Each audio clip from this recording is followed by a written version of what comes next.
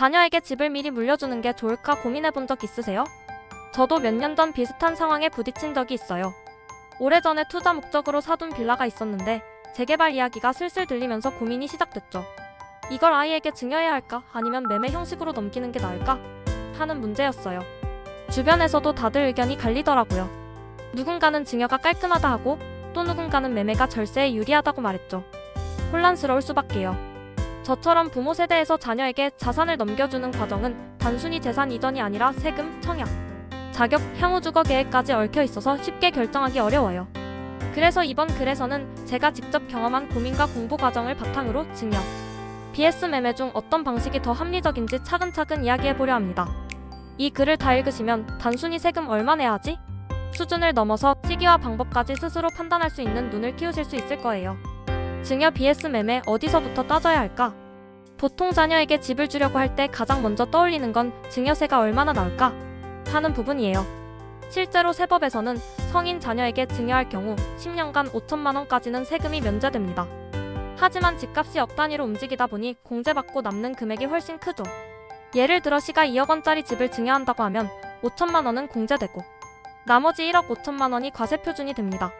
증여세율은 구간에 따라 10%에서 시작하니까 대략 1,500만 원 전후의 세금이 나온다고 보시면 돼요.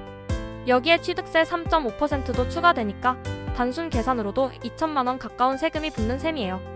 반대로 매매는 어떨까요?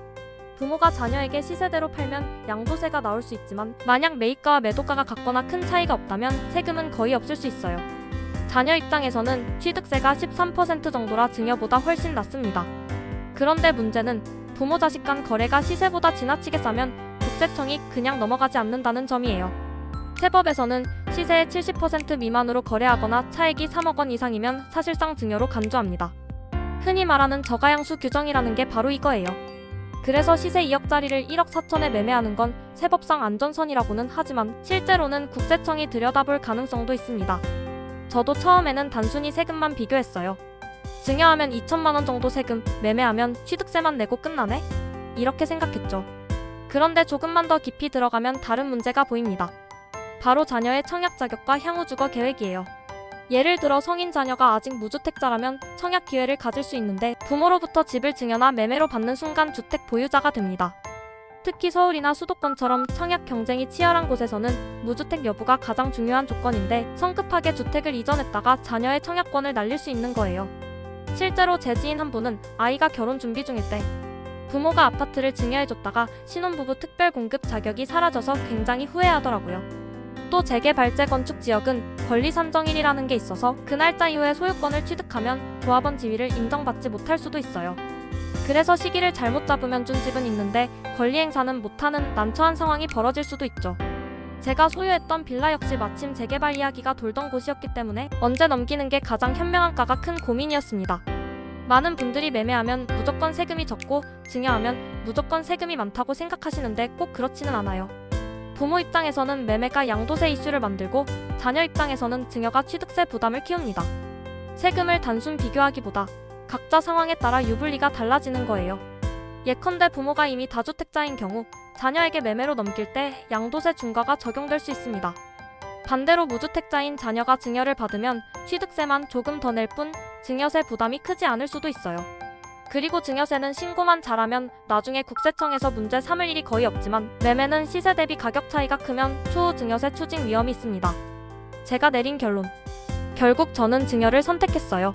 세금은 조금 더 내지만 장기적으로는 깔끔하게 정리되는 게 맞다고 판단했거든요.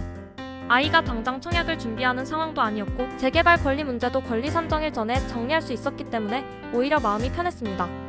만약 청약 자격이 중요한 시기였다면 매매를 고려했을 수도 있어요.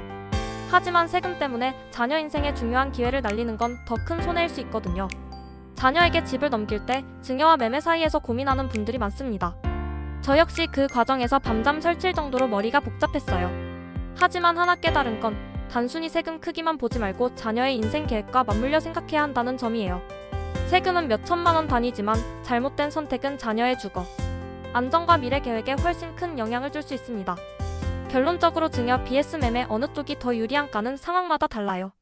부모의 주택수, 자녀의 청약 자격, 부동산 시세, 재개발 권리 산정일까지 모두 고려해야 합니다. 만약 저처럼 세금보다는 안정성을 택하고 싶다면, 증여가 세금 절감을 최우선으로 한다면 매매가 답일 수 있겠죠.